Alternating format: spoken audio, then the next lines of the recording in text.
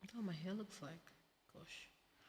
Good evening, everyone. Good evening. Good evening.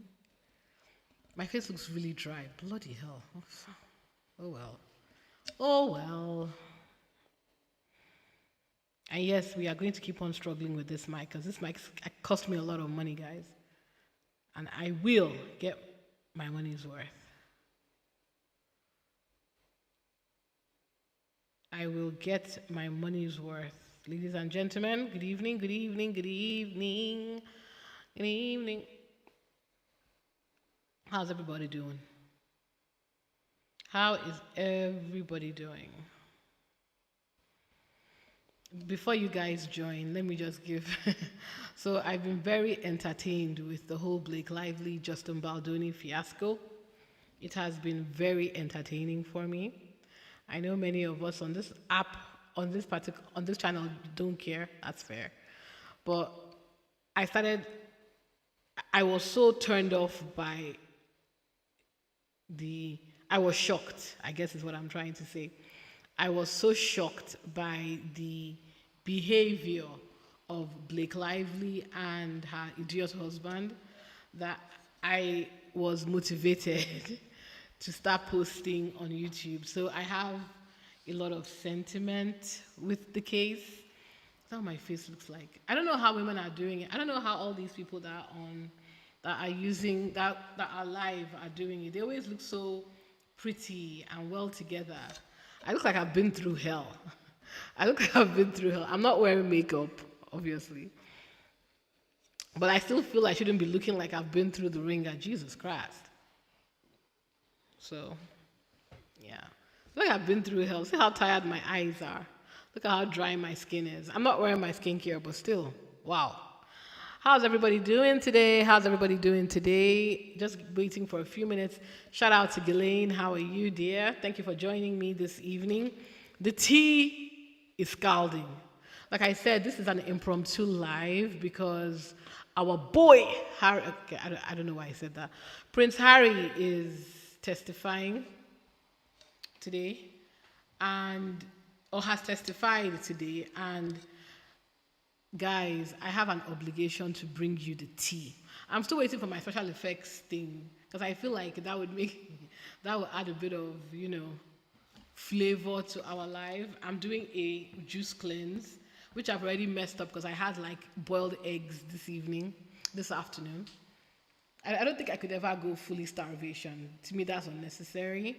But I could just be very protein conscious, have it very clean. I'm trying to cleanse my system out so I can incrementally start getting back to my fitness.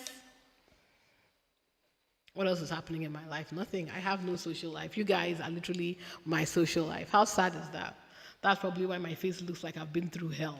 I haven't not been through hell. I just have low iron, and it's affecting and causing bags under my eyes.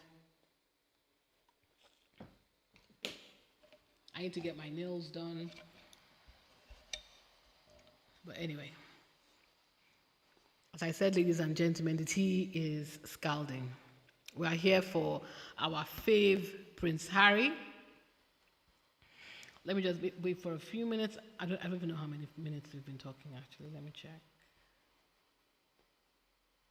12, okay. We are here for our fave,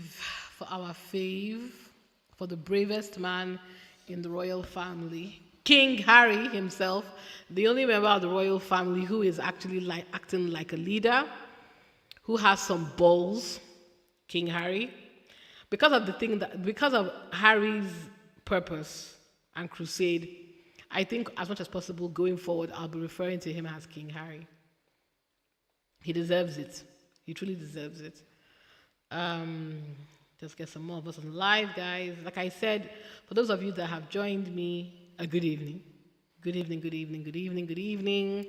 I want to see you guys active in the chat. Please don't just listen in. Please, drop a like, say something. We need the chat to be popping, guys. There are 17 concurrent viewers right now. Imagine if 17 of you just dropped hearts, said hello. Say hello, drop a hello, drop a hello, drop a hello, drop a hello. we need this live to be popping. We can't have a dry live, guys. It doesn't help the algorithm. I've told you guys, the only thing you can help me with is activate, be responding. I need the live active, ladies and gentlemen.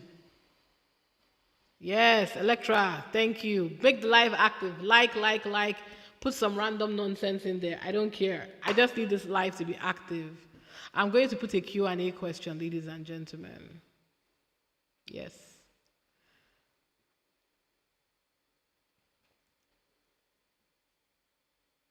Let me see. How do I add? Hold on.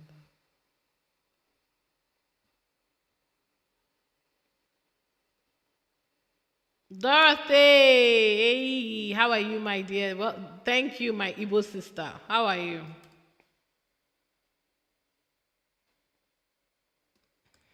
I'm going to shake the table a bit and say, is Prince Harry?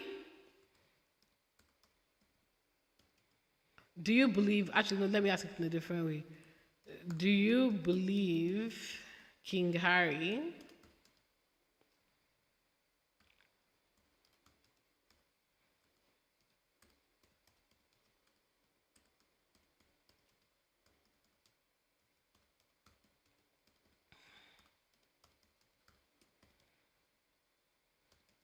I had a funny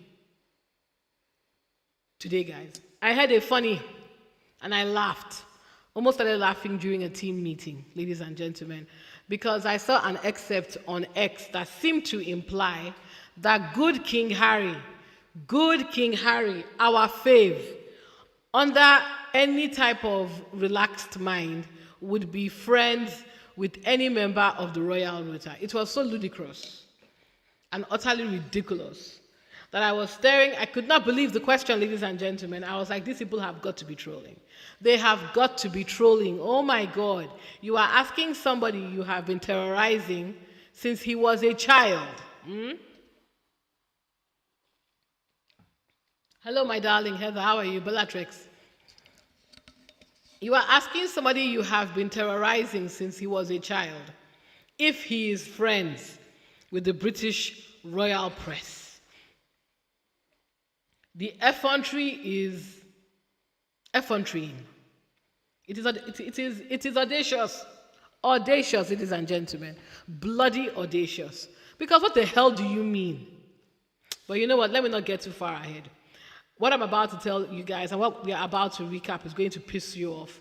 So I don't want to jump the gun. I want to incrementally whack these holes. Like I said, today, and let me give you context on how we got here, all right? The context of how we got here, you can see the BBC article because, like I said, on this channel, we are not so desperate for clicks that we lie. One thing I will never do, ladies and gentlemen, is lie to you or exaggerate. I'm not that desperate for attention. I have a job, unfortunately. YouTube is not paying me. So I will never lie to you. I will always tell you the tea as boiling hot as it is. I'm going to focus on today's testimony and how we got here. A proper recap of the individual days, which will include yesterday's date, will be done on Friday. So yeah, how did we get here? First of all, I want to shout out to the Daily Mail for hiring what I can only assume is a joke of a counselor. I have no idea why they saw Prince Harry has David Sherborne and his team, and they thought, you know what we're going to do? You know what we're going to do to counter Harry? We're going to hire what has to be the most incompetent counselor money can buy. Because when I pre-read some of the testimony, I was shocked. I thought it was a joke. I genuinely thought these people cannot be serious. But no. They are dead serious. They are dead serious, ladies and gentlemen. That's where we are. This is not a joke, ladies and gentlemen. They hired what I can only assume is a Temu lawyer. And it doesn't surprise me, because Daily Mail has, over the years, as many other tabloids, have had to pay for their shenanigans. And I've always wondered about this, guys. There is no way Daily Mail readership is really that high or that financially buoyant to justify the legal peril, the legal peril they create for themselves by using them. Oh, sorry, I missed a call. There's no way. There's no human way, guys. There is no human way that the money Daily Mail makes, even from the ads or the affiliates, is worth the legal peril they threw themselves into. The audacity of the press. And I'm so glad because I haven't gone through everything, guys. We're going to be live reacting to the BS together. But some of the snippets I've seen, I'm so glad they talked about the audacity of the British press. The entitlement they have, because it takes a certain amount of entitlement for you to think that you can, if you know what I mean. And I'll give you a scenario. I live in the UK. I live in a terraced house, right? What that means is my house is standing because of my neighbor's house. The walls, our houses are more or less, we are one straight line of houses, right?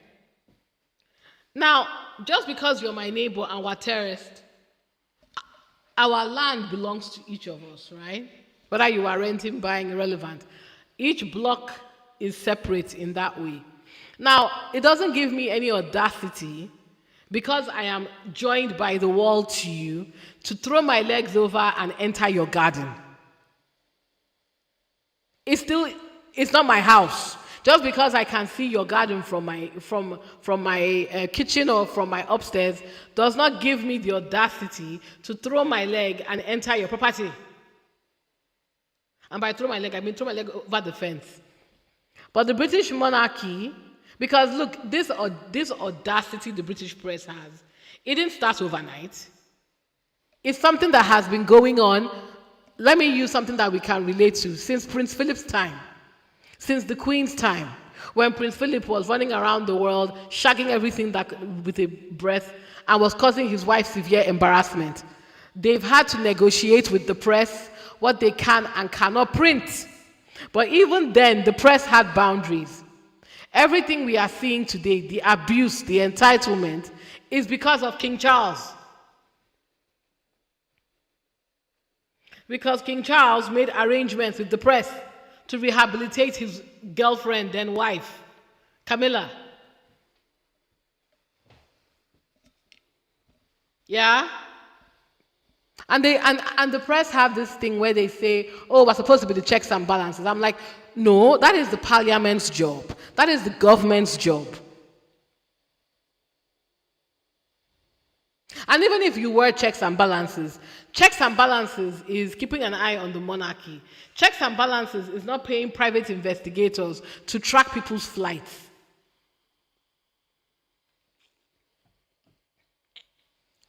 Or trying to get people close to friends of the royal family because you want tea. That is stalking.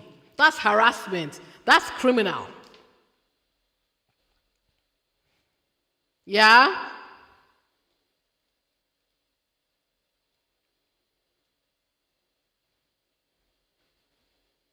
And the fact that I have to explain this is really pissing me off.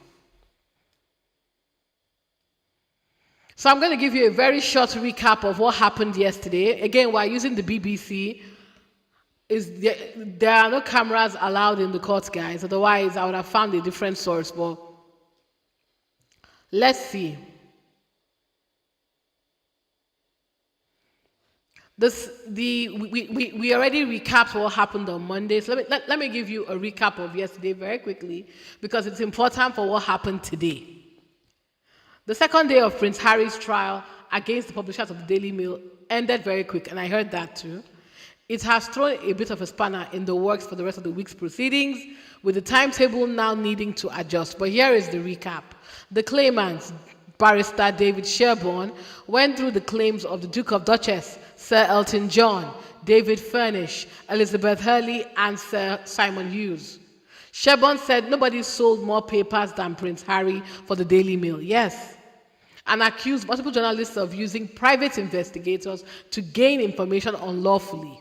In his witness statement, the Duke of Duchess spoke of the impact this has had, distress, paranoia, and other feelings it generated.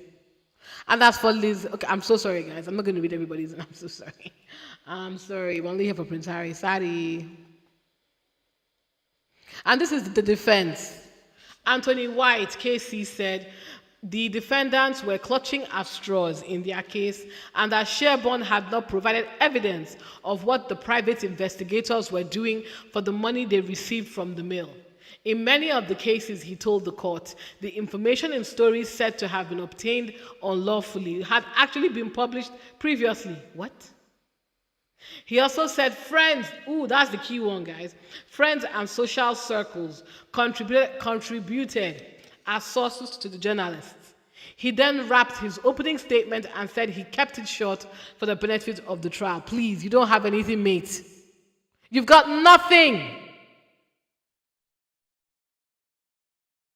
And now here we are today. Prince Harry is giving a testimony, or has given his testimony.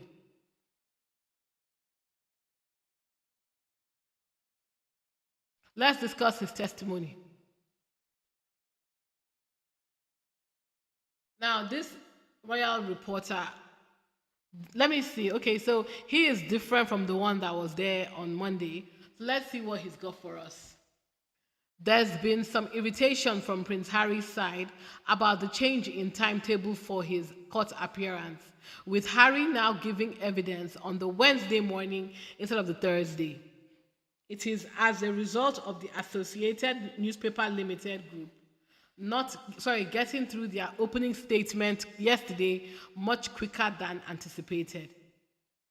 And this is something that is going to piss me off already, guys, because this new correspondent, Sean Coughlin, is now providing us with his opinion. Look at what he says. He says, is this mind games? Does it reduce Harry's time to prep for his appearance in the witness box? There's been a bit of needle in comments from his team. Let's be very clear. I don't know if this man actually spoke to anybody in Harry's camp, and do you know why I'm doubting him? Look at what he said. He said ANL have had months to inform the court that their opening statement will last less than 2 hours. Instead, they have had to resort to game playing and mind tricks, says a source close to Prince Harry. I spit that out of my mouth. There is no such thing as a source close to Prince Harry. If Prince Harry was talking to someone, we would have heard about it. So I don't believe him. I'm just going to say, I think we can agree. And guys, I think the reason they are doing this again is all part of the system trying to undermine Harry. Because why didn't they just keep the same royal correspondent? Why are they offering opinions? Why are they doing the exact same thing that we've brought people to court for? Offering sources. Who is the source? It's only Harry and his barrister, so who's the source? I have a feeling I'm going to hate this royal reporter, but let's get to it.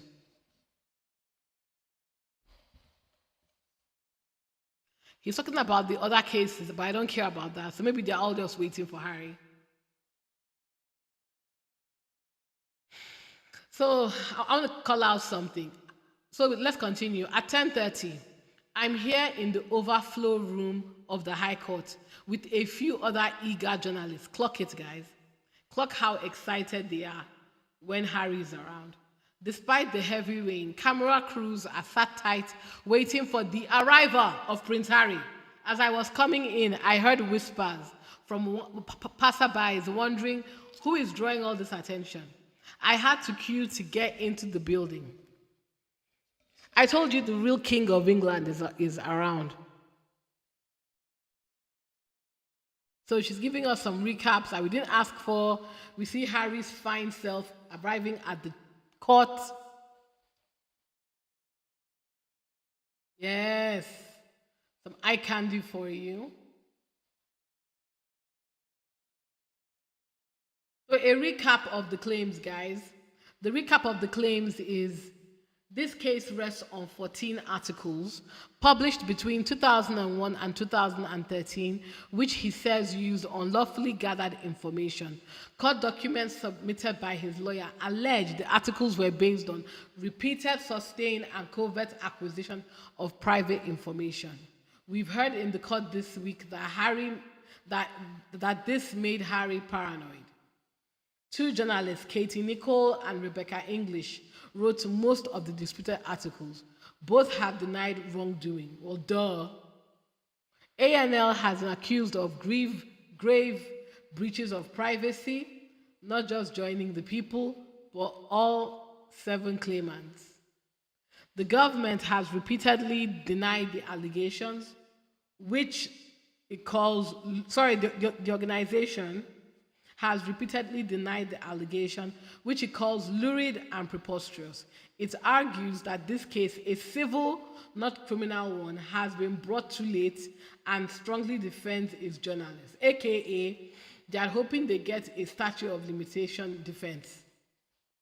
11:30. Okay, like I said, I don't like that this guy is giving his opinion, so I'm going to ignore him. The judge enters the court at 11:34 and the proceedings get underway.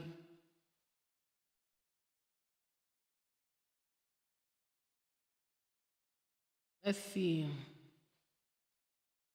She's giving us the courtroom tea. I don't know why she's telling us all that. So let's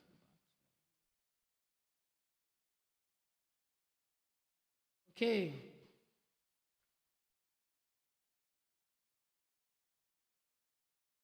Okay. So let's get to it, guys. Are you ready?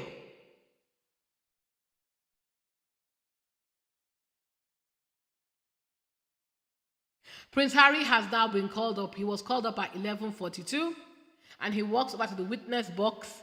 He is sworn in before he's sitting down.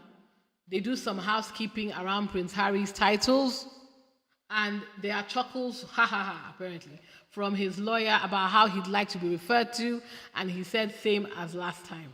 Okay. Again, guys, we're doing it this way because no cameras are allowed in the courtroom. There was some technical issues, but we continue.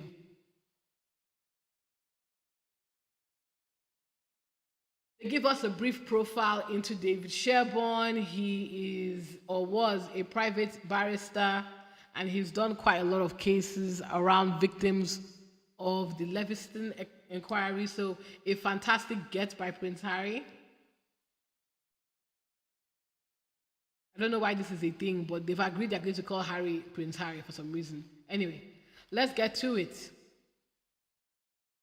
So it starts with cross-examination from Daily Mail lawyer Anthony White. So White says no complaint was made by Harry or on his behalf about the articles he's quoting at the time of publication. And they provide context. They said because Prince Harry believed at the time that the information obtained came from a legal source. At least that's what the barrister suggests, White. Harry agrees to an extent, but says he wouldn't have been able to complain even if he wanted to due to the institution of the royal family. The prince says because the article cited sources, it was pretty convincing at the time that it was true. He goes on to say the moment seemed private. Also, the moment something private came out, the circle of trust decreases almost immediately, and that he wouldn't speak about things that were included in the article openly. See? And this is it, guys. This is the real world consequence of this type of a thing. Imagine, I always tell people that I know Prince Harry is a prince. I know he comes from privilege. But I want you to put yourself in his shoes. Imagine you guys, I'm talking to you guys, right? So while I'm talking to you, I know to some extent it's public, right? My face is here. You can see my face. You can see my mouth. You can see the company. You can see me, right? Now imagine as I'm talking to you right now, I get a phone call, and I start having the call while I'm live, and people start hearing my phone conversations. I will feel somehow because it's private. But even then, you could tap it down to the game. Harry did not ask for any of his information to be made private. They just wanted access to him, and they were willing to do what was necessary to get access to him.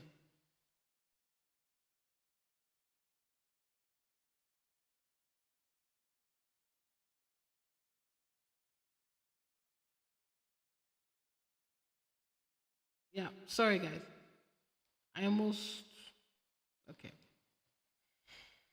So, Harry and lawyer disagree over Prince's relationship with male journalist. Asked by Anthony White KC, the lawyer for the publisher of the Daily Mail, if he was friends with some of the journalists who wrote the articles he was complaining about, the Duke says, I am not friends with these journalists, I never have been. I want to hold your ears. And this is not just for the squaddies, because I know many of us are media savvy. This is for the people that are not really sure, and for the derangers. I know a lot of people like Tom Sykes and all these liars on the internet, Richard Eden, Rebecca English. They literally just said it now at the start of this article that a source told someone, Harry does not talk to journalists. He's letting you know under oath, he does not talk to journalists. Harry does not talk to journalists. Don't get it twisted.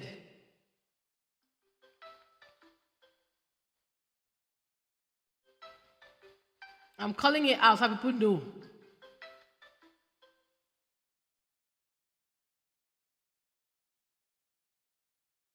Sorry guys. This call that keeps on trying to come in, right? Let me say it again. This is the key thing from this thing. I am not friends with these journalists. I never have been. He doesn't have any friends. He's not smiling at you. He is not your mate. Harry does not have friends as journalists. Focusing on Katie Nicholl, who was a royal correspondent for the Mail on Sunday, White puts it to Prince Harry that she was part of his social circle. The Duke says, absolutely effing not. White then suggests Nicholl met Prince Harry personally at a party in 2003, which he was hosting at Kensington Palace. He alleges Prince Harry invited her. I want to remind everybody this is a law court. The prince says he's sure he didn't invite her, but he remembers that party. White and the Duke agrees she was at previous parties around this time within his social circle. Miss Nicholl made a career of turning up at these events and making it seem like she had these sources. My goodness, I would be so embarrassed if somebody said this about me.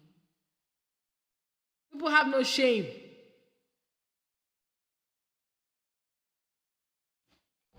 I will be beyond embarrassed if somebody said this about me, guys. I'm basically faking it till I make it. I don't know why this guy is giving us. Let me ignore. 12:10. Harry, if her sources were good, why was she using private investigators? Ooh. Wow.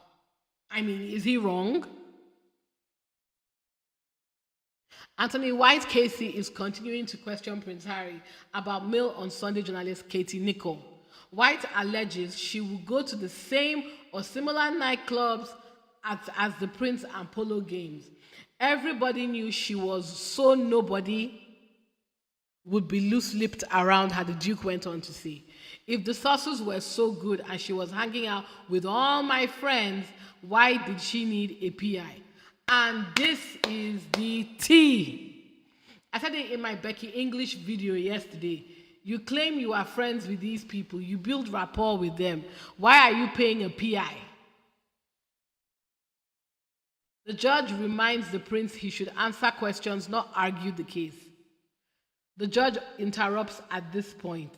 He says Prince Harry is tending to argue back and forth with the lawyer, but his job is to answer questions that are put to him. You don't have to bear the burden of anything arguing the case, the judge tells the Duke, and he's right.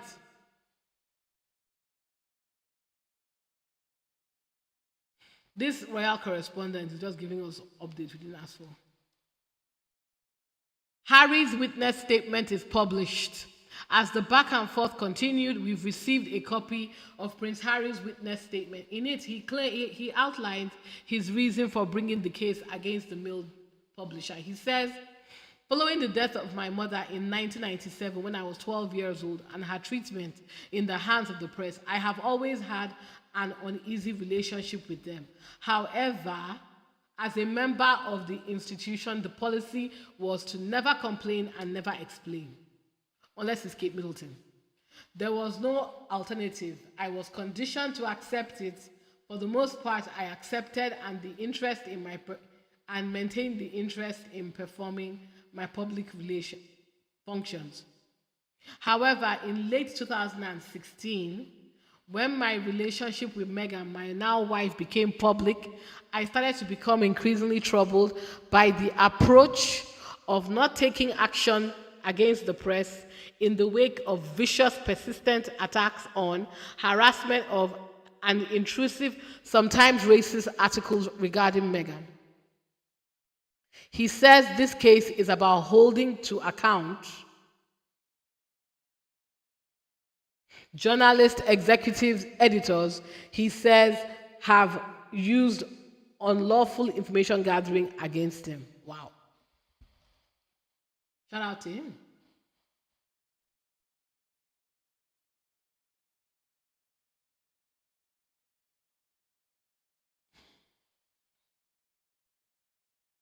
And now you can see them begin to get messy. Let's be clear, they were already being messy in their coverage, but it feels like they're taking it up a bit, right, guys? Because this is how they've worded it. Prince said he wasn't allowed to complain about the press, blaming institution of the royal family. I'm very sure that's not what he said. Anthony White, KC, for the publisher of the Mail, is now asking Prince Harry why he didn't complain about certain articles when they were published. Harry references the institution, meaning the royal family. I wasn't allowed to complain. An article from 2002 about his friendship with sports presenter Natalie Pinkham is now in question. It was published by Katie Nicholl, mentioned in our early posts.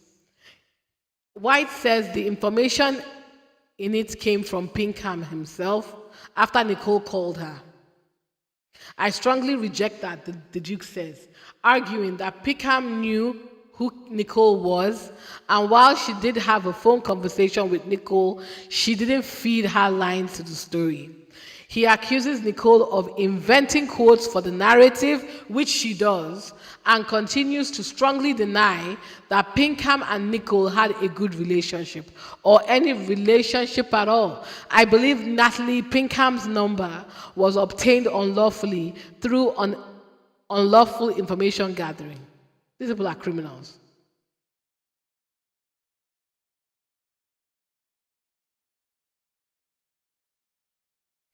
Ibiza or house party? Harry asked where he met one male journalist.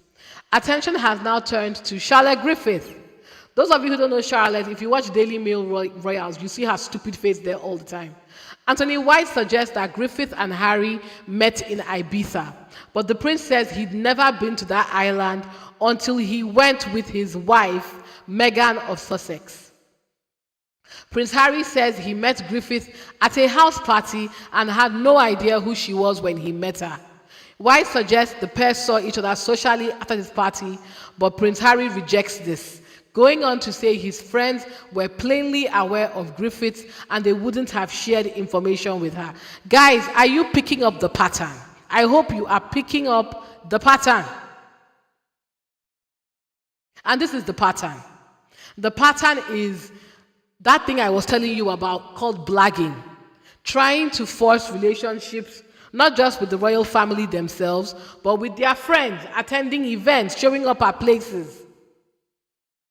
And acting like they know these people. And do you know why? I will play you an excerpt of some of the videos. They do these things to give themselves some sort of authority so that they can speak about Harry, speak about William, speak about the royal family. I keep telling you guys earlier in my channel, there is no such thing as a royal expert. These are not real things. These are hanger-ons desperate, desperados who want some sort of affinity to the royal family. And frankly, these losers should be embarrassed. You should be embarrassed, Katie Nichols. You should be embarrassed, Charlotte Griffith. You should be embarrassed, Becky Bighead. See how he's humiliating you. He's saying, I don't know these hoes. Hindsight is a beautiful thing. Prince says when pushed on delayed complaints. We now move on to Becky Bighead, Rebecca English, who was a royal correspondent from 2004 to 2020. She's now the paper's royal editor. Harry says he spoke to English on a number of occasions as she was part of the cohort of journalists that would accompany the royals on tour. He says it was a pretty hard thing to be forced to work around these people despite them sharing articles about his private life. Do you guys recall what I said about abuse? Anthony White Casey for ANL says English recalls that Prince Harry told her he read everything published about him and had a notebook where he wrote down who published what about him. The prince says he has no memory of this. I love how Anthony White is more or less, by this ridiculous cross-examination, getting the prince on record to debunk all the lies these people have been telling for years.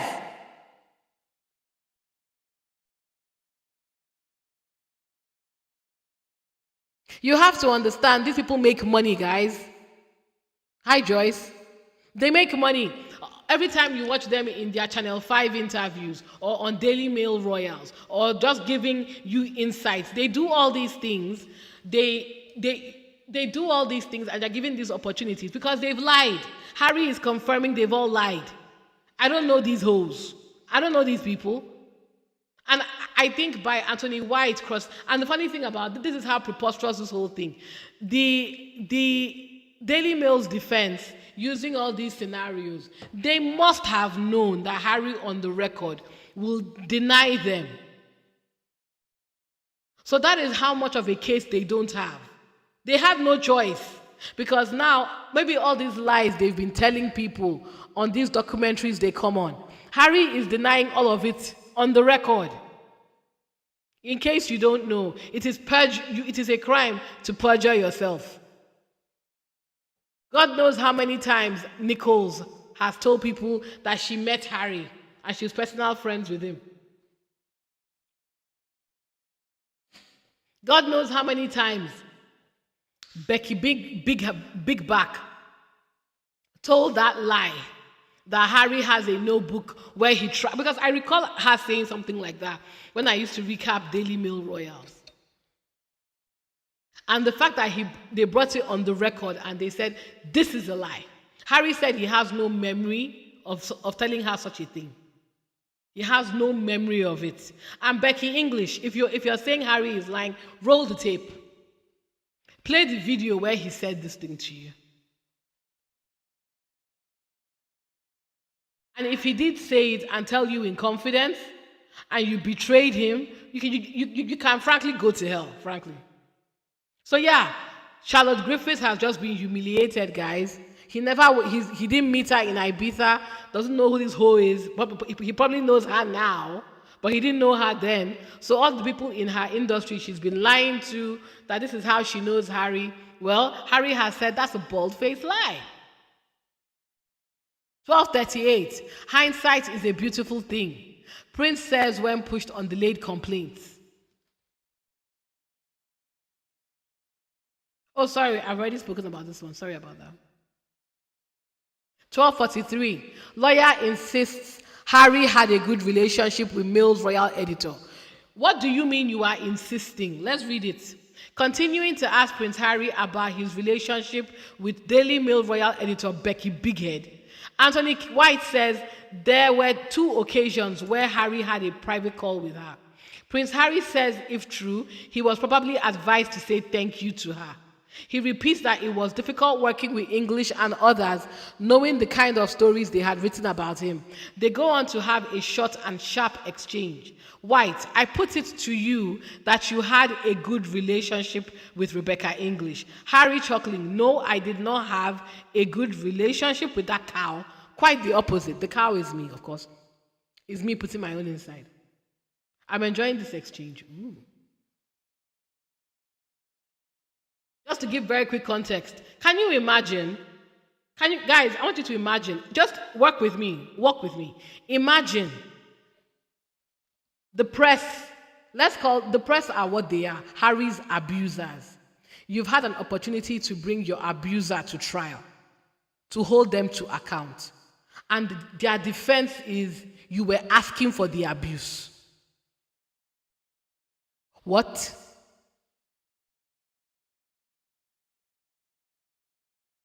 This type of intrusion is violation. Violation is abuse. Replace press violation and privacy violation with sexual abuse, with emotional abuse. And remember, they've been doing this thing to him since he was a child. And his abusers, their defense is, we were friends, you were asking for it. Yes, I am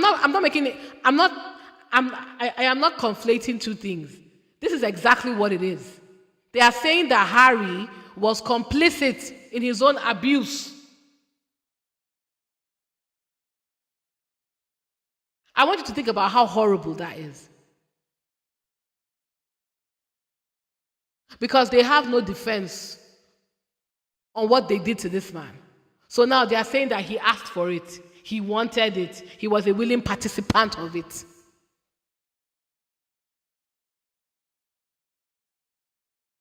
Wow.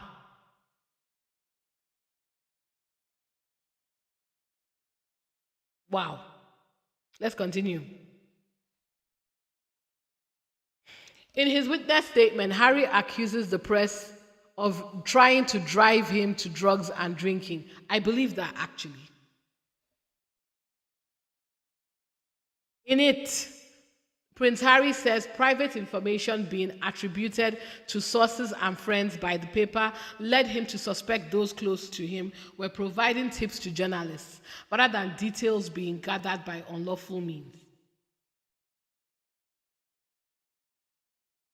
Excuse me. Harry gives an example of an article from 2005 about his then relationship with Chelsea Davy, which included information that goes into an extraordinary level of detail and made him feel he was part of an endless pursuit, a campaign, an obsession of having every aspect of my life under surveillance. He says seeing these articles drove him to paranoid beyond belief, and that papers wanted to drive him to drugs and drinking to sell more of their papers. I believe it. I believe it. I told you guys that I watched a documentary, and maybe if I don't get copyrighted, I'll play it for you guys here.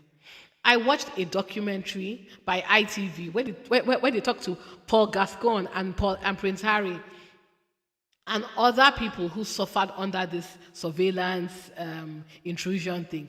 Paul Gascoigne is an asshole, but I felt so sorry for him, guys, because you could see the trauma his nervous system had gone through when they were hacking into his phone, leaking his information. He said his paranoia was so high that he didn't even trust his parents. At that point, they were harassing him so much he was staying with his parents. He didn't trust his parents. And you could see, when you could literally hear the pain, ladies and gentlemen. You could hear the pain in this guy's voice when he talks about how he was so nasty to his parents because he genuinely thought that they were leaking things about him.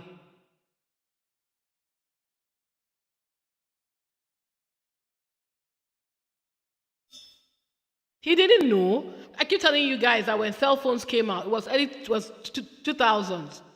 Think about the average person moving from landlines to cell phones you can hold in your hand. Many of them didn't know about, let's keep it, because I was very young when I got my first phone. I didn't know about, did we even have voice? Did we have voice now? I don't remember. But you got the phone, right? How many people knew about phone technology?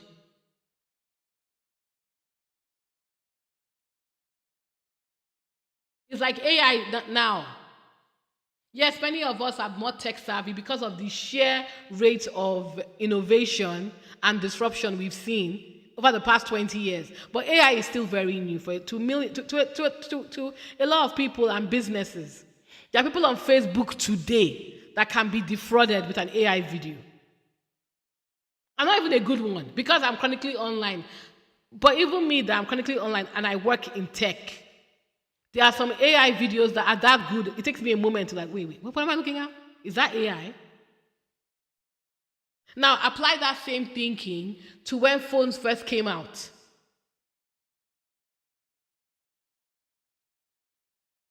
Many people probably had no idea people could just break into their voicemail and get their calls.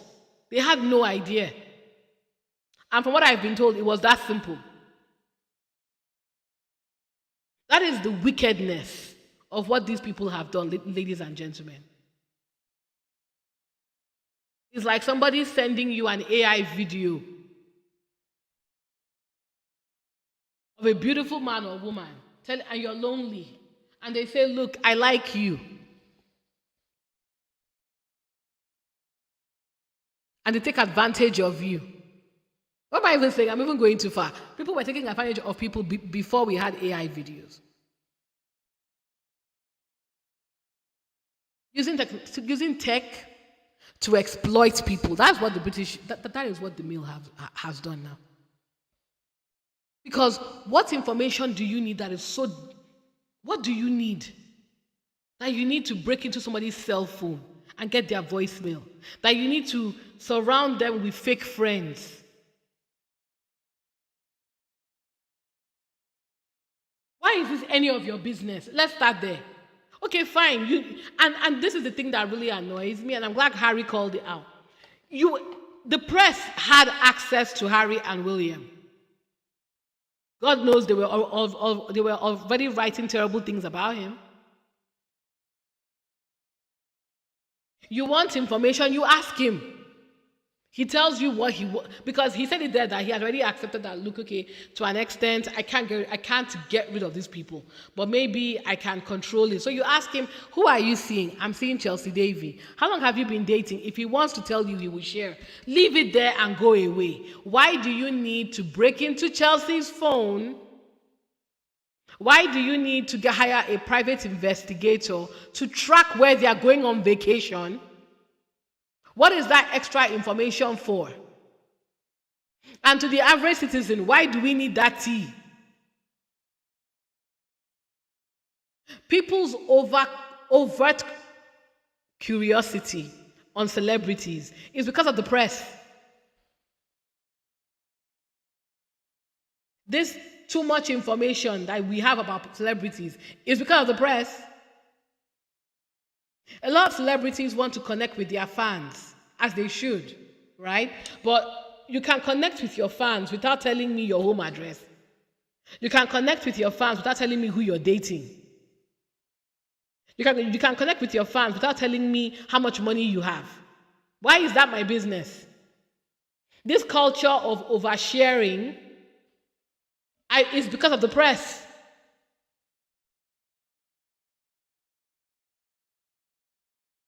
And all of us, honestly, we need to introspect. When we run to look at gossip, when we quickly run to hear the tea, yeah, more than we should ask ourselves, this thing that I'm watching, this thing I am reading, is this something that was shared? Does it sound like something that was voluntarily shared?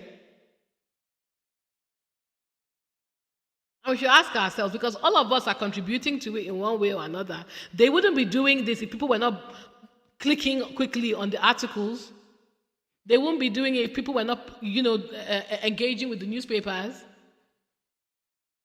So yeah, we, as a society, I can drag all the press from now to tomorrow, but as a society, they are feeding a need. a frenzy, a need to humble people. And we need to ask ourselves whether this is how we want, whether this is right, and how we can start to starve these companies.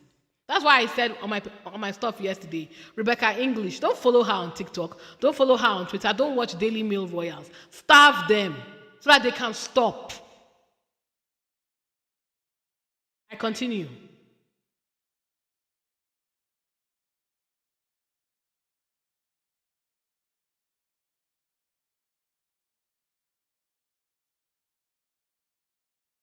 1 o'clock, A&L lawyer and Harry disagree over origins of 2004 article.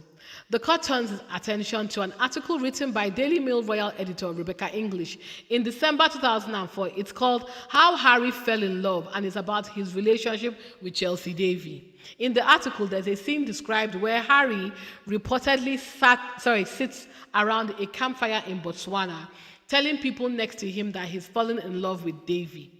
Harry says in a witness statement that he will not share such information with strangers around a campfire. This lying bitch. Anthony White, KC for A&L, suggests Harry wrote this incident in his novel Spare, published in 2023, and goes on to show an excerpt which Harry says where Harry told 3 close friends of his that he needed to see Chelsea again. Prince Harry says White suggesting his friends were the sources, which would be an extraordinary thing. Ooh, well played. Well played. That was good. That was a very good response. Well done, Harry. I love it. Put to him that English's evidence is that someone who was sat at the campfire called the paper and gave the tip. Harry says, you're trying to force this quote into the book without reference or acknowledgement that these were 3 of my closest friends. Ooh! Well, Harry, can we please give some hearts? Guys, please post some hearts in celebration of Harry. That was very masterfully done. Please post some likes in celebration of Harry. That was very, very well done. Very, very, very well done. I want to see some likes, guys, please. Give some likes. That was very, very well responded to. They were trying to bait him. On that oath, and he was like, watch yourself. Watch yourself and watch what you're trying to say here. I love it. This is how you know that they probably thought that Harry is a fool. Again, but we'll get to it. Harry was like, nah, I've been prepped. Don't play with me. Well played, Harry. That was amazing. That was amazing. Amazing, amazing response from Harry. Yeah, I know. Okay, fine. The judge wouldn't like that. So the judge interrupts Harry's evidence. Prince Harry has been stopped again for trying to argue his case himself. The Duke tells the judge he thinks it's really important to put color and context back into the stories which A&L has stripped. It's key, he says, when you are under 24-hour surveillance. Harry says press secretaries will not provide information about his love life. Interesting.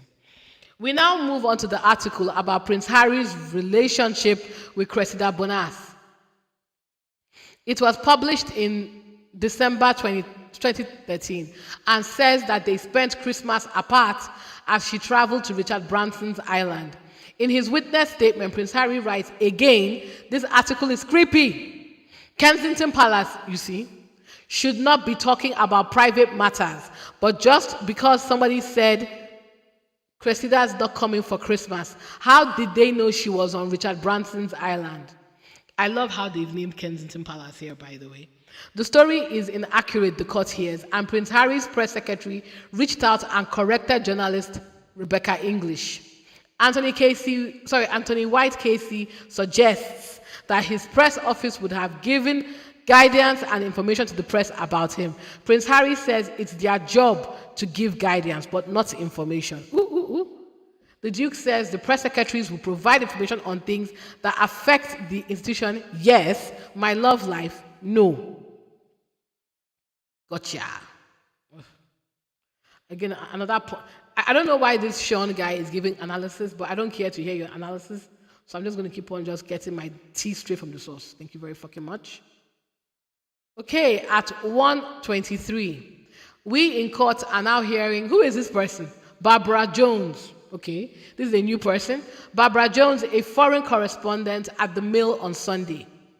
Prince Harry says she will turn up in the most bizarre places, and he argues that, however, she knew he was in this place was very suspicious.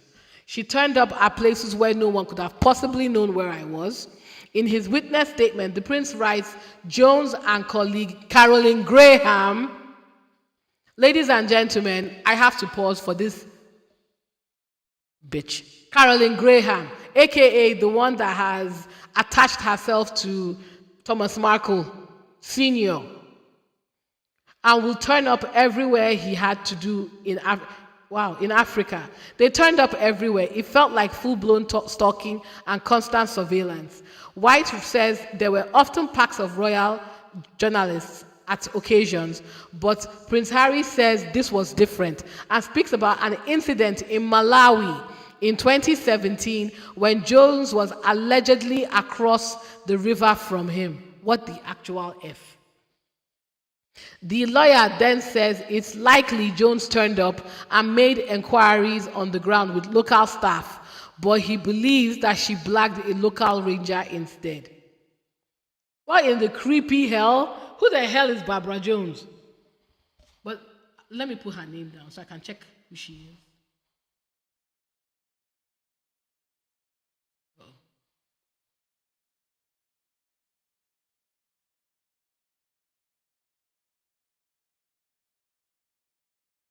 The hell is Barbara Jones?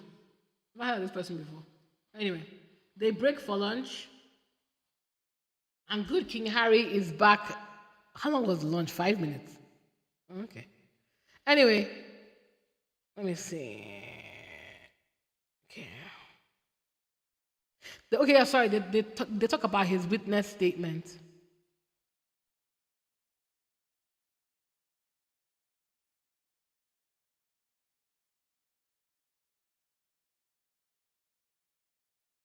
So Harry's witness statement was made public around the same time he answered questions from defense barrister Anthony White KC.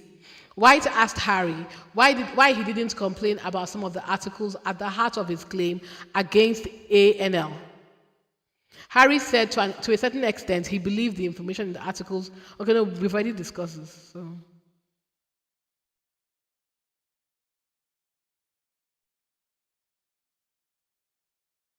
Wow. So we're going to hear more from the witness statement, guys. One example Prince Harry gives of information which he claims could only come from unlawful information gathering is an article from 2006 about his and Prince William's reaction to the publication of a photo of Princess Diana after her fatal car crash by the Italian media. He says he does not recall reading the Daily Mail at that time, but found the piece disgusting and made him consider if Associated was willing to publish this type of material, then it really makes me wonder how far they are prepared to go. He adds that the information in the article suggested they were plainly listening in on our calls. ANL denied allegations of unlawful information gathering. The publisher argues that the case has been brought too late and strongly defends its journalists. That is their defense, by the way. It's too late. Clowns. So we are back again. Anthony Casey is back examining Harry. He brings up a picture of Prince Harry at Badminton House trials in 2003 with the woman leaning on his shoulder. It was published in The Sun newspaper. Harry corrects White, saying the woman is merely tilting her head. She's not leaning on him. Ooh. He says this picture was bound to elicit tip-offs to the press about who the woman was. Prince Harry says it will equally garner interest from the tabloids. White puts it to Harry that he's been in a number of relationships, which the prince agrees with, but argues none are of public interest. That was a very stupid point from Daily Mail's lawyer. He's a man, a heterosexual man, as far as we know. What is the big deal about him being in a relationship? You know what? White now turns to Prince Harry's witness statement, which says he became aware in 2005 that some phones of the royal family staff had been hacked by the news group newspapers. He writes that aside from one instance where he learned of Prince William's voicemail being accessed, he thought the rest was confined to staff members. This is key because a large part of A&L's defense is that time has run out for the claimant's case. The timeline set out by the claimant suggests the earliest they could have known about the suspected hacking was 2016. So now Harry is being asked, why did you not go to law firm with hacking suspicions? White Casey suggests if Prince Harry wanted to ask questions about suspected hacking on his devices, law firm Harbottle and Lewis would have been available to him. That is the law firm that initially advised the royal family on hacking claims against News of the World. Harry rebuts and says it would have been up to them what they share, and he wasn't the one paying their fees. That was the institution. Fair. They never came to him with what they knew, he says. Prince Harry says that if he was concerned about hacking claims by A&L prior to 2020, which is when he learned of it, he would have used the moment when his wife was in litigation with them. This was regarding the publication by the Daily Mail of a letter she wrote to her father.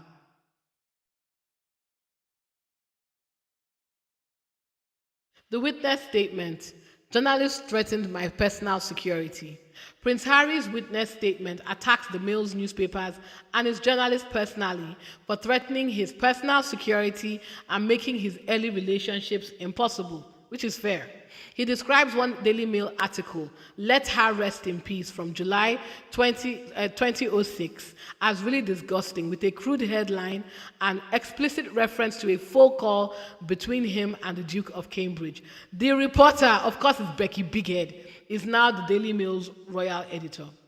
Harry says, I remember Rebecca English as a young journalist at the time, trying to make a name and a career for herself through the use of my private life without shame. Prince Harry's claim focuses on stories between 2001 and 2013, a period during which he had numerous girlfriends, including Chelsea Davy. His statement claims Daily Mail was first to disclose her name.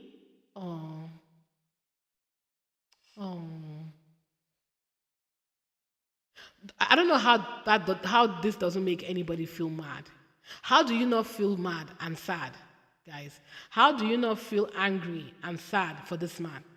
Imagine Harry was what, 19, 20? How old is Harry?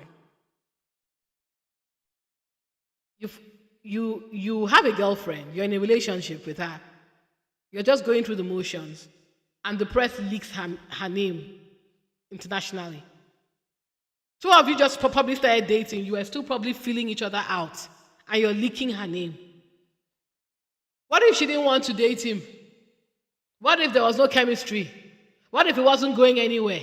And you leaked her name? I don't know. That made me really sad. Sorry.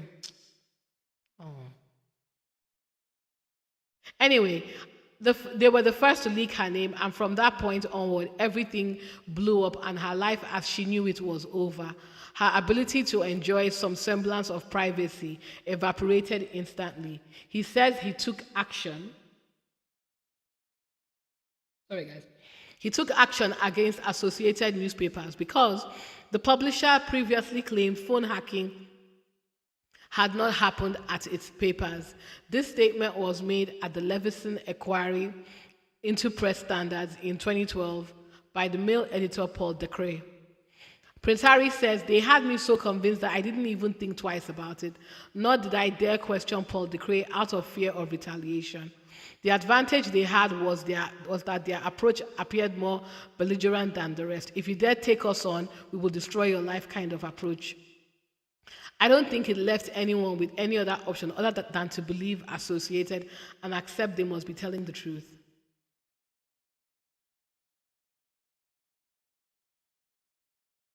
The defense concludes his questions to Harry.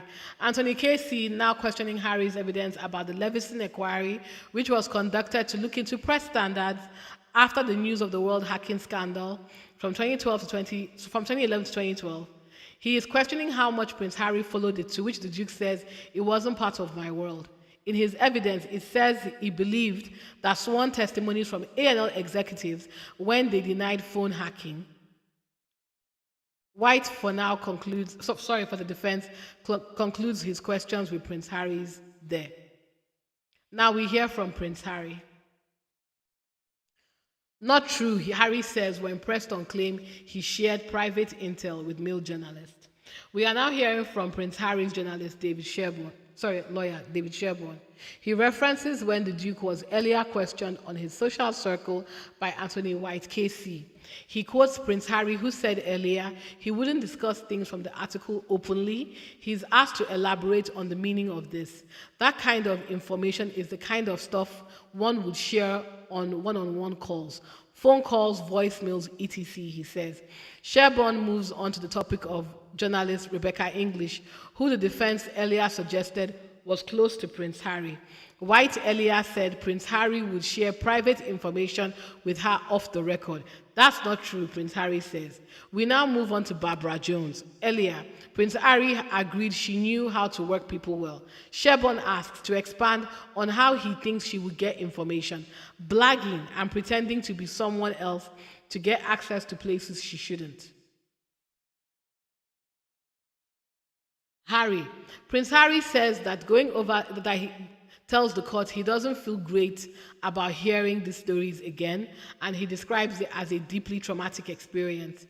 I've never believed that my life is open season to be commercialized by these people. Again, he says his life is not a matter of public interest and becomes passionate in his speaking. He continues, having my life like others commercialized in this way since I was a teenager, delving into every aspect of my private life, listening into calls, blagging flights so that they could find out where I'm going. It was a time then when everyone was in competition with each other. To sit here and go through this over again and have them give their own defense and claim I don't have any right to privacy is disgusting. Visibly emotional, Harry says, male publisher made my wife's life misery. Through the course of this litigation, Prince Harry says it only got worse, not better for him in his life. He says all he and the claimants want is an apology and accountability, and it's awful he is being made to give evidence and bring it all up again. The worst part of me sitting up here in the witness box, he says, is that A&L have made my wife's life an absolute misery. He gets visibly emotional delivering the final sentence, his voice breaking. Wow.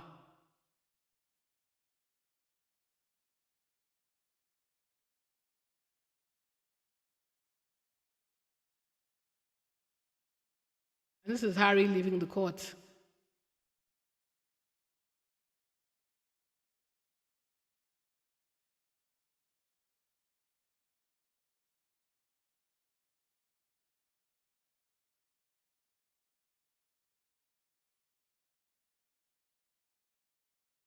So, before I get to my points, because I want to get to them, I like this part, so let me read out this last part. What is the public interest defense in media law? Throughout today's proceedings, we heard Prince Harry and Anthony White KC expressing their views on whether disputed content published about the Duke was of public interest, with Harry arguing a lot of it was not. According to BBC editorial guidelines, there is no single definition of public interest. The term covers a wide range of values and principles relating to what is in the best interests of society. In UK media law, public interest can be used as a defense for publishing classified or protected information, or a story which would otherwise be considered defamatory. An example of its use would be to protect a whistleblower who might otherwise be breaking agreements or laws in disclosing sensitive information. But the public interest can also include freedom of expression, information that assists people to better understand matters of public importance, preventing people from being led by individuals or organizations, and exposing crime, corruption, and negligence. Whether the coverage of personal lives of public figures such as the royal family can be covered by that justification is often a finely balanced call for publishers and ultimately for judges and juries if a case came to them.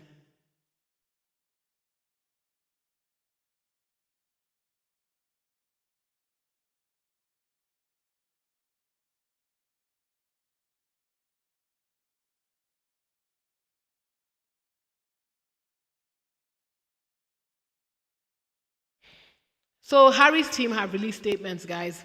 After his appearance in the witness box, Prince Harry said, "Today we reminded the Mill Group who is on trial and why. Both sides are likely to claim they are ahead on points." What? Please. Team Sussex said after Harry's evidence, "Today's cross-examination was revealing in its weakness, assertive in tone but collapsing immediately under scrutiny from Prince Harry. Associated couldn't wait to get him off the stand, questioning him for just 2 hours and avoiding 10 of his articles entirely." Okay. So as you guys know, there are 9 weeks on this trial.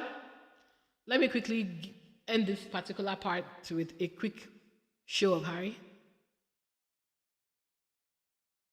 It's raining in London, so look at Harry looking like James Bond, looking smexy.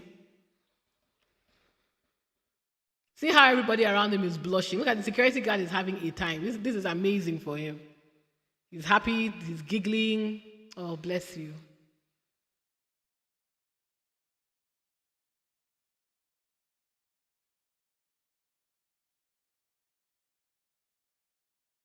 Looking hot, yes. I love that he's confronting the press. He's smiling. He's looking right in the camera. Yes, his head is not bowed. He's not hiding his face. He's coming in with confidence.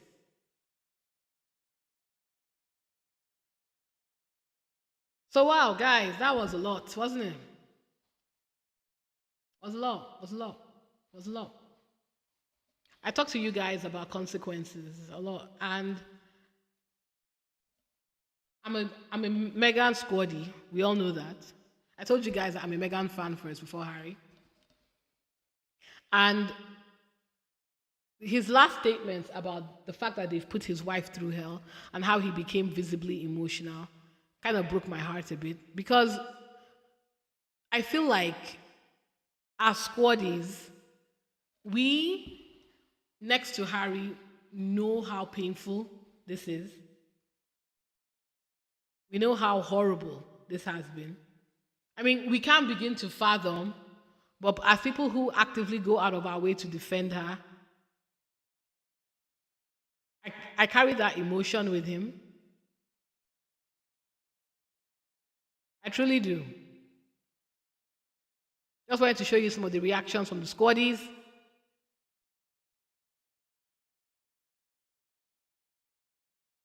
I believe the reason he's doing this and he's so passionate about it is for the sake of what they did to his wife.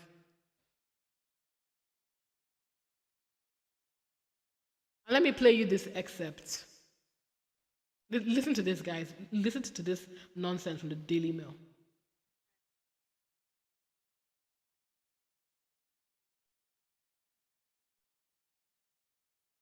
Way of suggesting that actually it was Prince Harry. Oh no, sorry guys. Yep.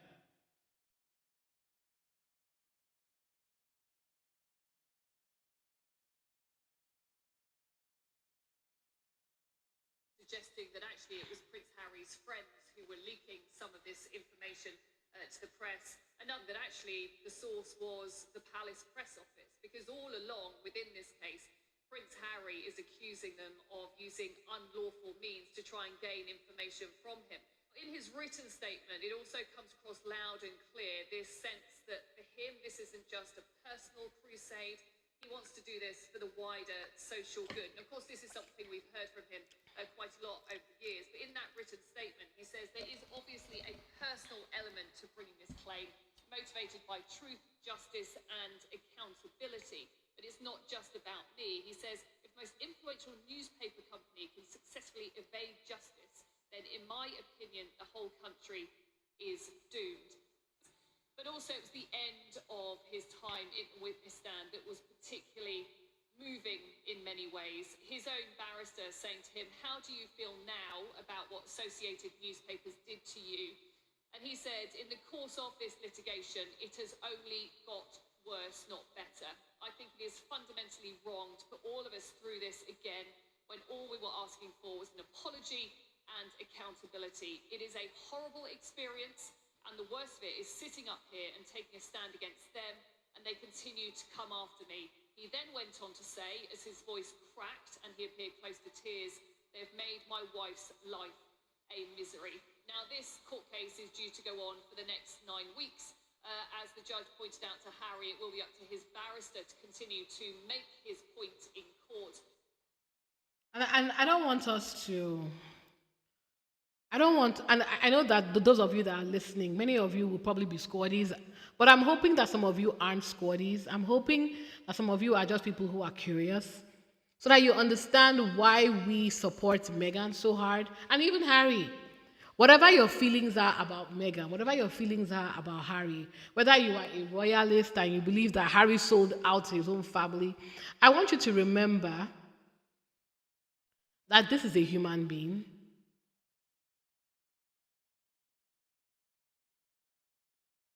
I always tell people that try and put yourself in the position of Harry.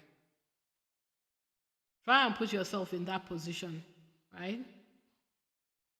Let's ignore his privilege for a second and just have a conversation about, his humanity, right? If it were you, think back to his statement where he said, these people have been in my life since I was a teenager. Harry is in his 40s. They've destroyed his relationships with people, not just people that he's dating. His friends, people that he thought were friends. Because you have to remember, think of how many people Harry stopped talking to because he thought they were leaking to the press, not realizing that, the press tapped his phone. Because he said it himself that he when the Leverson inquiry happened, 2011, 2012, he knew that it affected the royal family, but it probably never even occurred to him that they did this to me.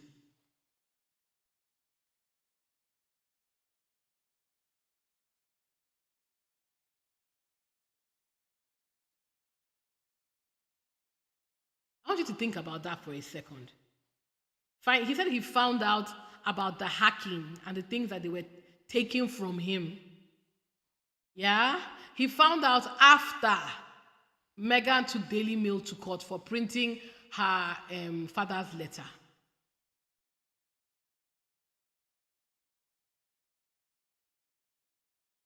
It's like finding out it's like you've suffered trauma and abuse, and finding out the person that abused you, finding out the person that abused you when you were older.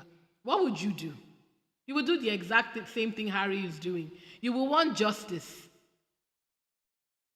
You will want retribution. You'll be like, nah.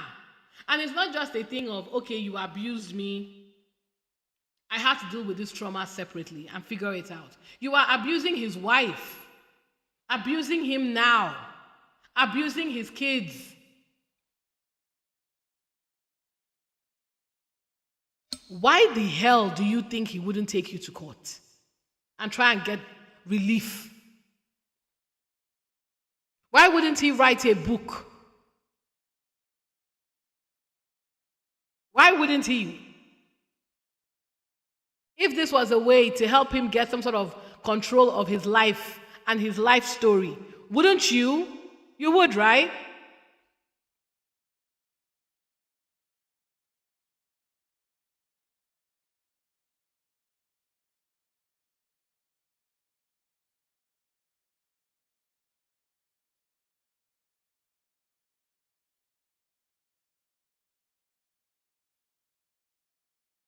What they've done to Harry is criminal. And somebody says something on X, and please, if you're in this chat, apologies, I don't remember your name. But if you said it in the chat and you're here, please let me know. And let me paraphrase what that person said on X. They said, why this is especially egregious Why this is especially awful is the Daily Mail abused every single celebrity that we're hearing of, not just Harry. And they, the celebrities, are the ones that had to go and do all the legwork to get all the evidence, to get everything and bring them to trial because the Daily Mail never took accountability.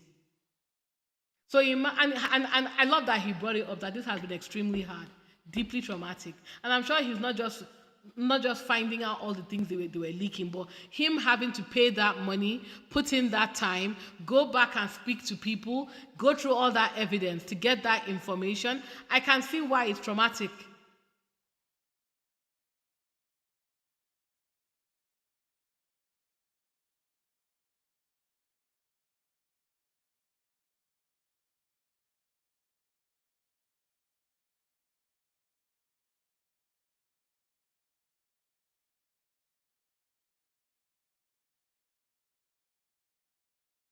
I really feel sorry for him. I feel sorry for him. I feel sorry for every other person that's had to do this, you know? And I'm really angry with the press. Was it really worth all this?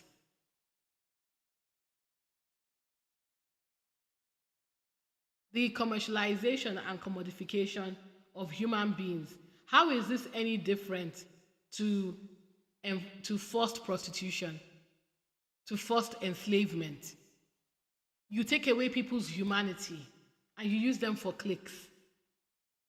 And I'm so glad that they called all these reporters out by their name. Rebecca English, whoever the hell Barbara Jones is, Charlotte Griffith, what's her name? What's the other one? Katie Nichols. Called them by their name and destroyed their credibility.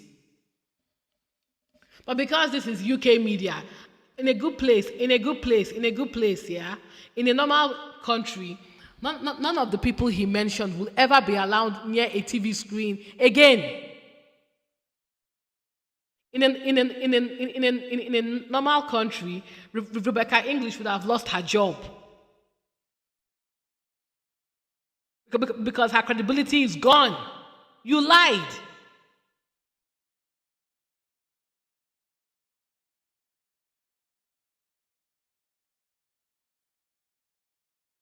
Don't even get me started on Caroline Graham. I'm glad he whacked that bitch.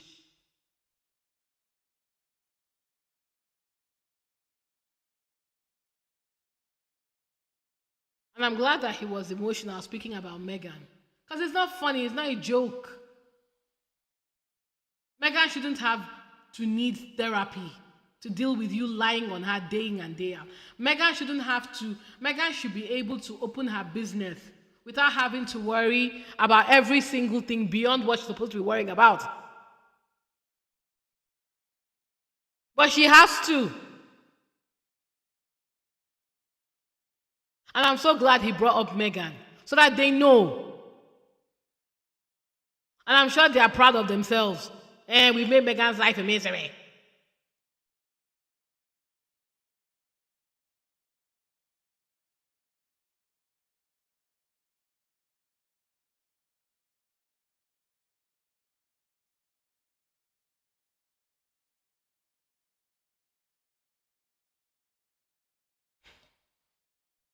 Yeah, I get that, Electra, which is where we come in. We drag that bitch up and down the whole place. Every time she posts something, you tear her apart. If it were me, now that they've named them, every time I see their face, I would drag them to filth. I was like, do you remember when Harry told a court that every single thing you said about him was a bloody lie?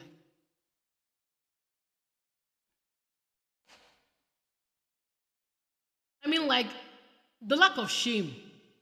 Imagine going around telling everybody, I know Prince Harry. Only for Prince Harry to come online and say, I don't know these hoes. I'd be so embarrassed. Normal people would be, I would be so embarrassed, guys. I would be so deeply ashamed of myself that I've been humiliated in that way. But because these people have no shame,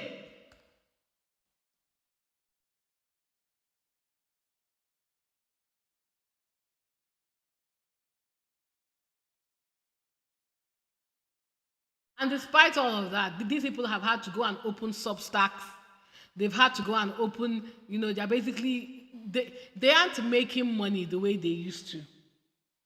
So now they are going on TV shows and lying, talking with authority with people they've never met.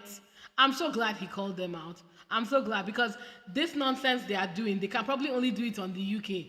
They can't do it in Spain. They can't do it in France. They certainly can't do it in America because America will be like, aren't you the one Harry said, I don't know this who?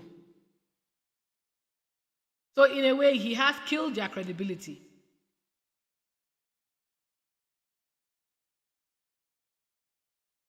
But you're right, in some circles, they'll keep them there.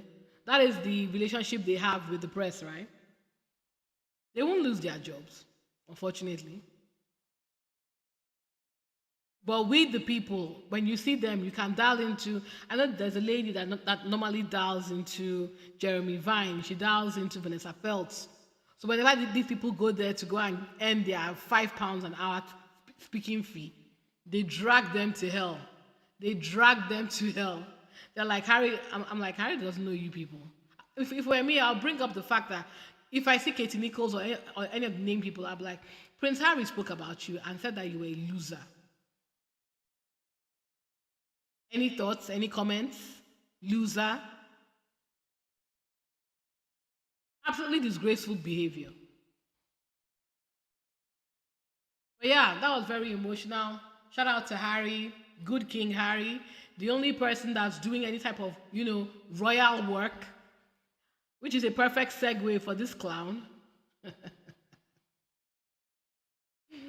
Oh, guys, Prince William has found something else he wants to pretend to care about now.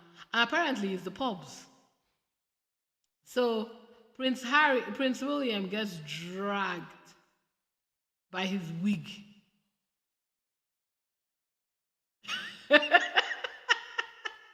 Look at the picture Keza used.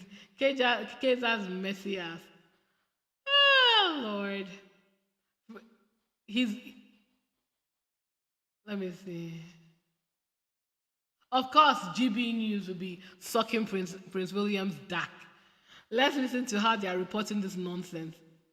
Let's see. We bring up the Daily Telegraph because there's another story here that I think we should talk about. Prince William, I would argue, may be wading into politics because he says we need to help pubs. William, we need to help pubs. He's spoken about how pubs are the beating hearts of communities. He's pledged to help them. An estimated one pub a day closed permanently last year amid rising costs. That number, I would imagine, is set to rise given the latest things with business rates, minimum wage, and things like the banter bill and stuff like that. Really. So yeah, well, you laugh at them, but you'd be exactly the kind of bloke who'd be getting people arrested. What would I do? Come take a joke. Shut it, come down. Shut it down. Yeah, famously, what people say about me all the time is I can't take a joke. Yeah, fair enough. But yeah, but it's interesting the timing of Prince William's intervention here on pubs. Paul, right? Yeah, well, look, I think this will become a legacy of Starmer. This is all, for me, this is all a symptom of the same problem. We are self-defeating when it comes to British culture. I was having a conversation at the weekend with a friend about this, and I was saying that pub culture and pubs... Okay, I don't care. But my point is, Prince William, as somebody who actually does enjoy pubs are beautiful. I love a pub. I really do. I would love a local pub where I can go have banter, but I don't have pub friends, unfortunately. So to me, it's just like beautiful older pubs, not the trash ones. Anyway, let's add this to the list of things that William has put on his pulpit, shall we? William was supposed to be helping us solve the Middle East issue. Then to housing, now he wants to save pubs. I think we can all agree that this is just PR because William got dragged by his edges yesterday, him and Skeletor, and I want us to laugh at it, please. I was going to save it till Friday, but I feel like the Harry testimony was very heavy and we need to be entertained. So let's drag him today. When I saw it yesterday, I was laughing my ass off. But I said, nah, I'll wait. How long have you known about Andrew and Epstein? How long have you known about Andrew and Epstein? Have you been covering up for Andrew? That's enough. Children here, I'm police officer, all right? Okay, now you can be arrested. Oh, please. Oh, please. While Skeletor and William escaped from the UK because the real king of England was around, Harry, they got dragged by their edges in Stirling when they went to harass people in Scotland. And I love this for them. Let's see if there's any funny commentary that we can take out of it. No, unfortunately, shit. Not my king is hilarious, though. Let me see if I can find something to laugh at. William and Skeletor went to embarrass themselves in Scotland. I would apologize to Scotland, but Scotland has pissed me off so well. Scotland, that is your reward. I love X. This is why I can never quit X. It's a toxic hellhole, but I love X.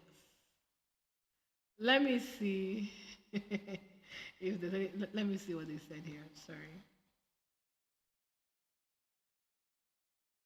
But it's a bit stupid though. You should be able to heckle the king. Isn't that free speech?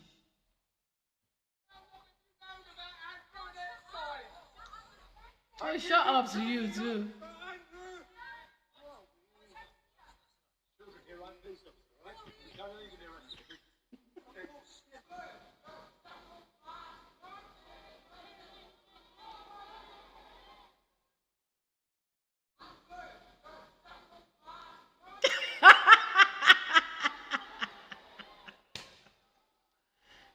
That is his free speech, by the way. It is his right to call Andrew a sweating nonce because it is free speech.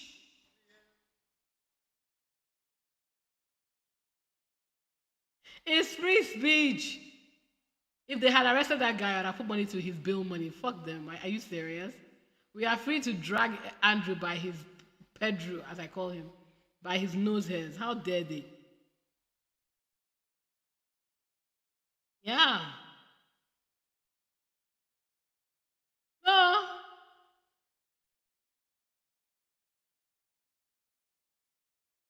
I know, wipe down the thing. It's not a good look for me. Oh. So, to explain what you're looking at, no, it's not a dead body behind me. This room is getting refurbished. I'm only in here because my upstairs room I'm getting something installed in there. So please bear with me, guys. This wall is getting refurbished. I will find something to put on here if it's such a distraction. I didn't realize that you could see it, by the way. Oh, wow. This room is getting refurbished, so please bear with me. Sorry about that. And thank you for the feedback. Was it Andrea? No, Anne. Sorry about that. Bear with me. This house is getting, room by room, is getting refurbished. So one step at a time. Well, I will be sure to put something. I don't know what I could put here, though. Maybe next time I'll point the camera away from that wall. Let me see if I can do that. So you're looking on this. So you're not seeing what's behind there. Hopefully you're not seeing it anymore. So you just have to look here. Just have to look here now. Sorry. The house is being refurbished. But yeah, what was I saying just now? Yes. Watching Billy Idol get dragged by his wig. That was hilarious. Something nice and light for us this evening. Let's see.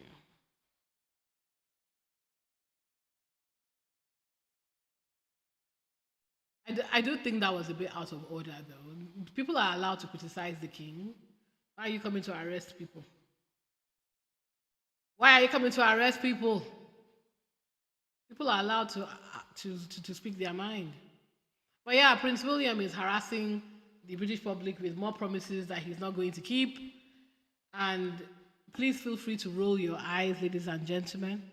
Roll your eyes. I will believe it as soon as I see the plan that he has for us in the Middle East.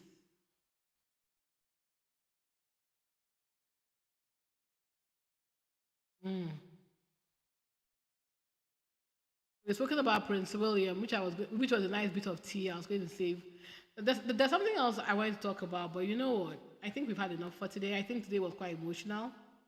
Like I said, the aim of talking about Prince Harry, this is Prince Harry's life, to be honest.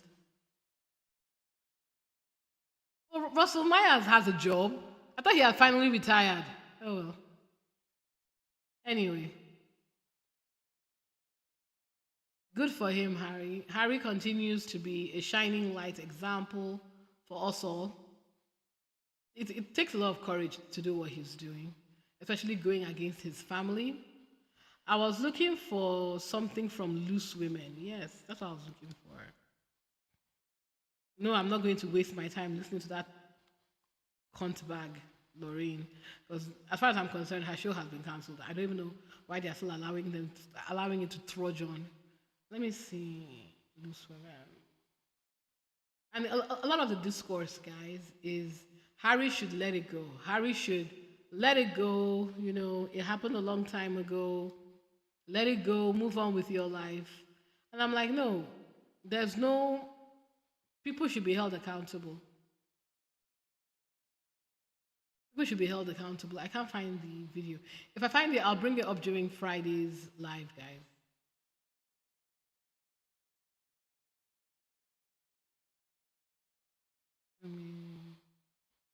I was trying to find us some videos that we could watch, talking just to see people's reactions to, Let me actually, you know what? Let me see if she's still doing this. I haven't chatted. I haven't looked for her content in a while.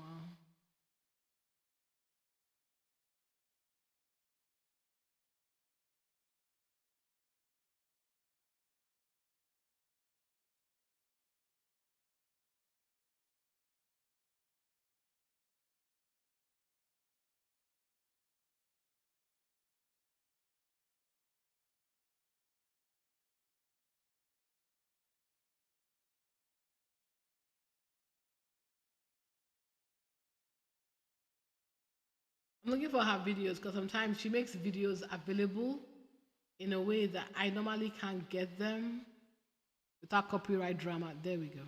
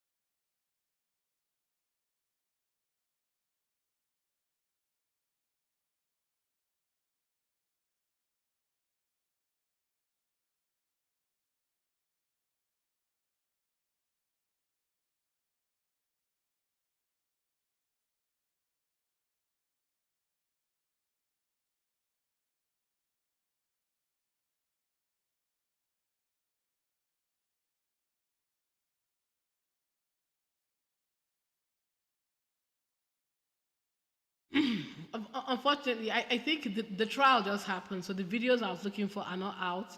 So what I will do then, ladies and gentlemen, is during our live on Friday, I'll just compile as many as possible so that we can react and talk about them. But yeah, thank you for staying with me. Hopefully you found it useful. But yeah, continuing to root for Harry. I don't know if he's going to give more. I don't know if he's going to give more of a testimony. I don't think so. Maybe not. I doubt it. But I mean, the trial still has 9 weeks to go, at least on schedule. If you ask me my honest opinion, I don't think it will take that long because if the defense's showing was anything like what we've just seen, this will probably be done in like 4 weeks. They don't have a robust defense. They're not giving us anything. It's very boring, very predictable. But yeah. I will catch you guys on Friday, the same time. And we're going to recap the week. I'll see you guys later. Thank you for joining me. And yeah, bye.